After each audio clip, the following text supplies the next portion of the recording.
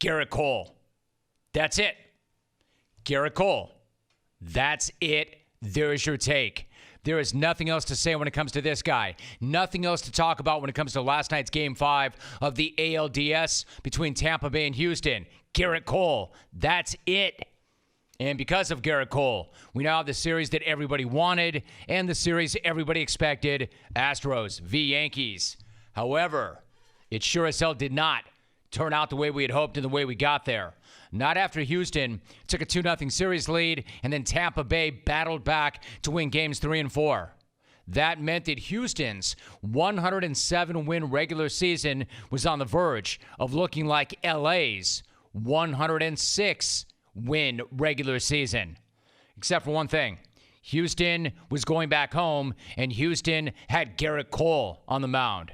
And Gerrit Cole is a beast. This guy's a monster. If you have been sleeping on this guy because he started his career in Pittsburgh, or because he's behind Justin Verlander in the rotation, or for any reason at all, now would be a great time to stop. As one MLB front office official told 538 before that game, quote, "He's essentially throwing laser beams, or as close to it as I've ever seen from a human," end quote. I'd agree with that. I need some evidence, though, that this dude is in fact human. I think the Rays need some evidence that this guy's in fact human. The run that he's on is second to none, which I'll get to in a minute, because that was a masterclass in pitching a must-win game. Filthy, nasty, overpowering, unhittable, inhuman. There really aren't words to describe a performance like that. The guy was amazing. He started with a couple of strikeouts, a walk, and a ground out in the first inning. Then the Astros bats went to work. 2 singles meant Jose Altuve was up with runners on the corners. You know me, I don't play favorites. Altuve is one of my favorites. I don't play favorites. Alex Bregman might be my all-time favorite. Least surprising start ever, especially when the guy they're going up against is tipping his pitches. By the end of the first, it was 4-0 Astros, and yet Tampa was not going anywhere.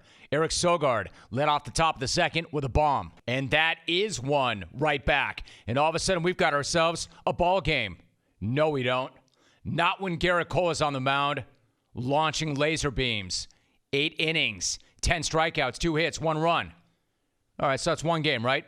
You want a larger sample size? How about this? 1 run in 15 2/3 innings, 25 strikeouts in the series. You need more? A bigger sample size? The guy struck out 10 or more in 11 straight starts. You want a larger sample size? 18-0 with 251 strikeouts and an ERA barely over 1.6. That's what Cole has done since May 22nd. And if you need perspective there, May 22nd was an off day between games 4 and 5 of the Raptors-Bucks conference finals.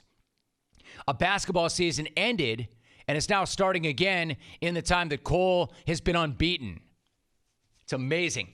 And a lot has changed since May 22nd, but one thing that hasn't is Gerrit Cole. Actually, he might have changed. He might have gotten better. Well, he did come up short in one regard. He came up short when he got the Rays to ground out and hit a couple of fly balls in the third. Unfortunately, that snapped a streak of 73 straight innings with a strikeout. In the expansion era, the next best streak is 40 innings by some dude named Pedro Martinez. And yet, that was still a game, because after the first inning, that conveyor belt of Rays pitchers were not giving up anything. It was 4-1, and it felt damn near like a replay of the Nats and the Dodgers last night. You know, that one team that wouldn't die, that one team was still hanging around.